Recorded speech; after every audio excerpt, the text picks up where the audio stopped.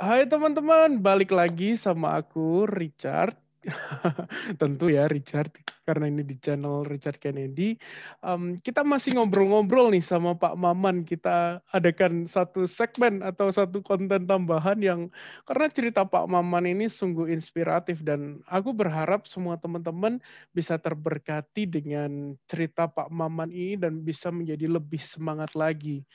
Pak Maman, Pak Maman kan sekarang sudah menjadi istilahnya menduduki jabatan publik ya Pak, tenaga ahli kedeputian di kantor staf presiden. Boleh nggak Pak dibagikan cerita gimana sih Pak Maman kecil dulu, gimana kok bisa seorang difabel pengguna kursi roda menjadi tenaga ahli Pak? Gimana Pak? Supaya kami semua Ya, bisa terinspirasi. sebetulnya kalau mau cerita itu mungkin novel sampai 16 jilid mungkin ya. Tapi intinya begini, menjadi difabel itu dalam konteks saya lahir di masyarakat Jawa, keluarga Jawa, Mm-mm. eh, mayoritas, dan ini pengalaman saya pribadi, menjadi anak difabel itu ditempatkan sebagai out of hope dan juga out of group oleh keluarga. Dan karena keluarga itu adalah inti terkecil dari komunitas, maka apa yang dilakukan keluarga terhadap anaknya yang difabel itu juga gambaran apa yang akan terjadi di komunitas atau di masyarakat. Nah, maksud saya out of hope atau out of group itu adalah bagi keluarga saya merasakan waktu itu saya bukan bagian dari harapan. Ya. Saya bukan bagian dari kelompok keluarga itu. Maksudnya begini, konkretnya. Ketika kakak adik saya disekolahkan, saya pada awalnya tidak disekolahkan.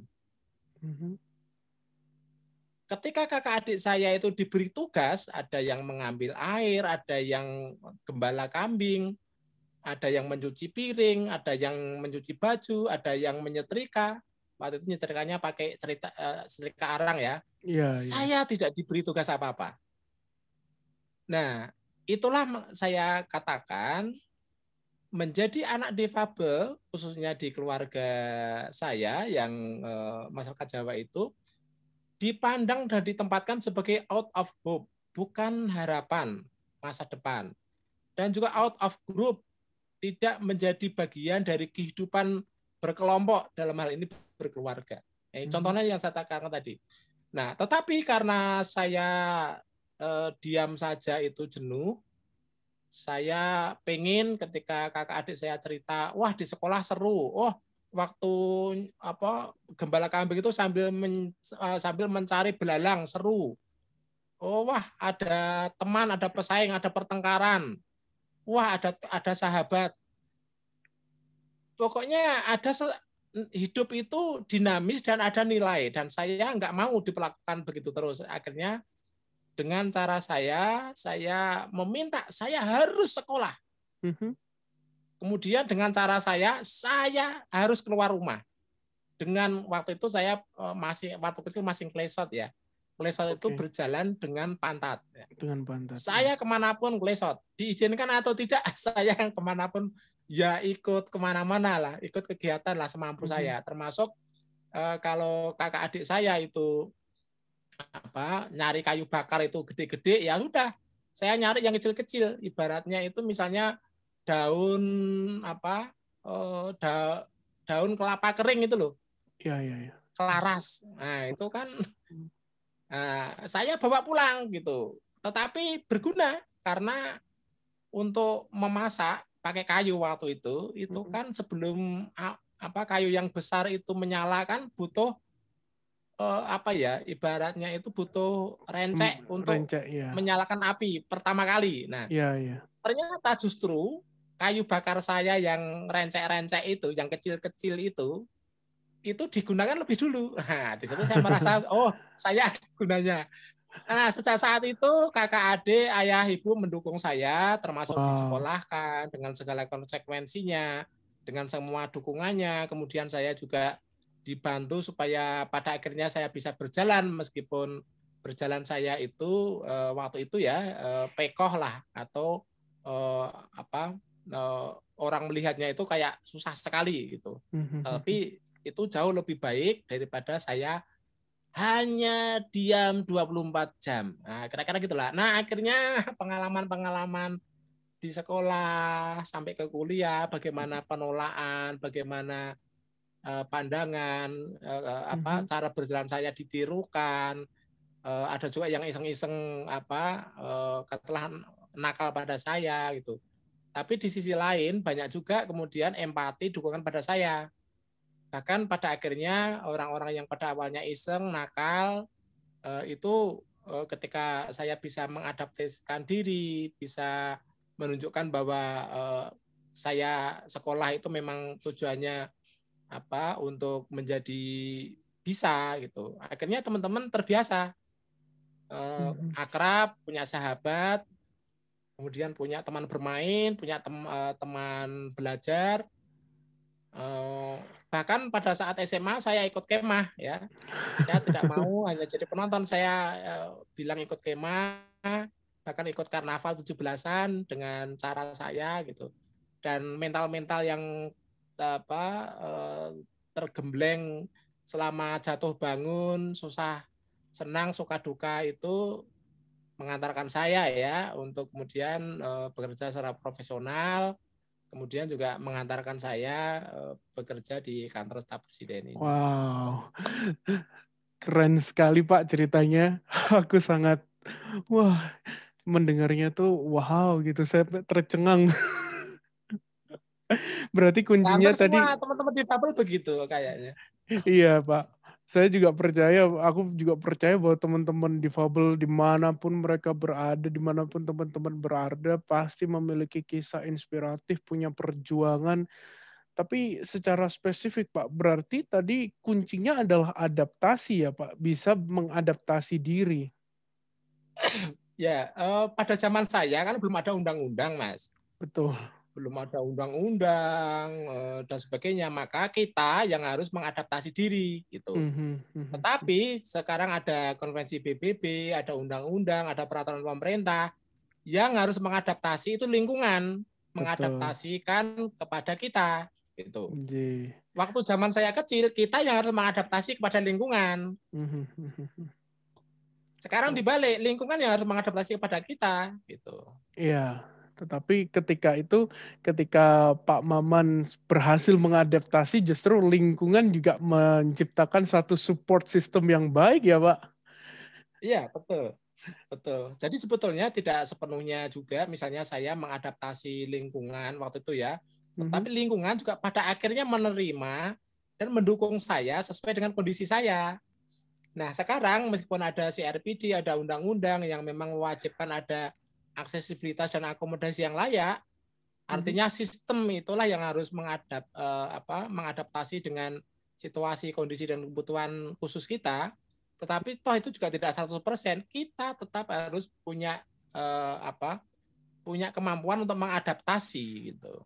Karena tidak semua lingkungan, tidak semua orang itu siap untuk memberikan aksesibilitas dan memberikan akomodasi yang layak kepada kita. Bahkan dalam konteks inklusi kita masih jauh, Mas. Betul, betul. Betul, tapi wow, cerita tadi sangat menginspirasi kita semua. Pak, selama menjadi seorang tenaga ahli di kantor staf presiden, apa sih Pak suka dukanya? Suka, kalau menurut saya 95% suka. Karena diskusi dengan beragam ahli juga di KSP kan juga ada banyak tenaga ahli ya. Ya. Ada kedeputian 1, kedeputian 2, kedeputian 3, kedeputian 4, kedeputian 5 di sana. Kantor staf presiden itu kan semuanya tenaga profesional atau ahli di bidangnya. Jadi karena isu difabel ini kan pendekatannya HAM ya, arahan Bapak Presiden. Maka ini harus mainstream ke semua bidang. Nah, itu kita asiknya di situ. Diskusi dengan banyak teman-teman profesional, banyak tenaga ahli yang lain. Kemudian juga banyak diskusi dengan kementerian lembaga yang juga harus mainstream isu difabel. Kemudian juga tadi menerima laporan, aduan dan sebagainya, dan itu memperdalam kesadaran dan keberpihakan. Kemudian juga memperkaya pemahaman, oh ternyata selain keragaman difabel itu ada keragaman situasi kondisi. Misalnya difabel di Jawa beda dengan di luar Jawa, di kota beda dengan di desa, gitu kan? Betul. Nah, Termasuk itu yang keragaman. membuat saya itu merasa makin kurang ternyata. Nah, dukanya ya kira-kira ya kadang-kadang kita nggak cukup istirahat. Kadang-kadang kita ingin jeda sejenak, tetapi selalu ada isu-isu urgent, ada masalah-masalah urgent yang tidak bisa katakanlah negara itu tidak bisa tidur lah, kira-kira gitu. Negara harus selalu hadir gitu. Selalu hadir, betul. Sehingga ya kadang-kadang katakanlah tidak ada waktu untuk pribadi lah. Ya, kira-kira hanya itu Mas susahnya. Mengabdikan hidup untuk negara ya Pak ya. Ya, Dan untuk kalau bahasa kerennya kesejahteraan. gitulah Mas. Wow, keren. Pak Maman, boleh kasih satu pesan nggak Pak yang bisa menguatkan teman-teman difabel semua di seluruh Indonesia, juga pesan untuk seluruh masyarakat umum tentang ini Pak, tentang ya apa sih yang harus kita lakukan?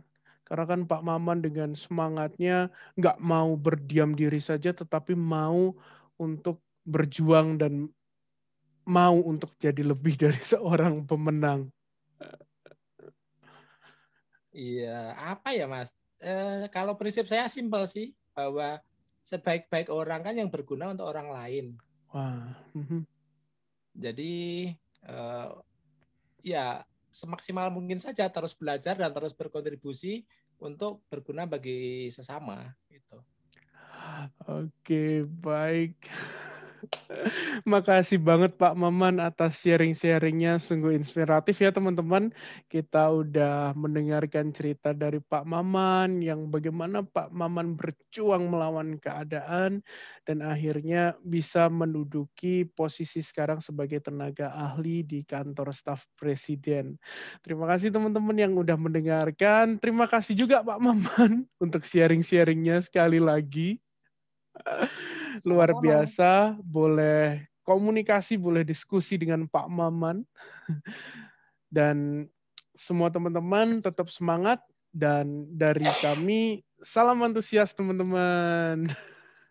Salam antusias, Ya Mas Pak. Richard.